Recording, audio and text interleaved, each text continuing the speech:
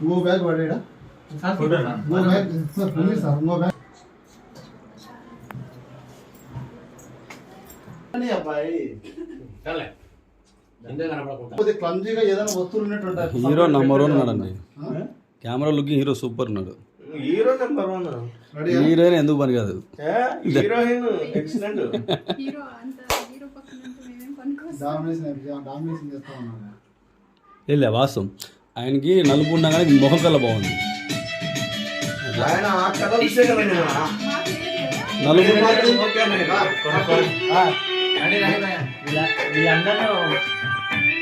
పక్కన మనం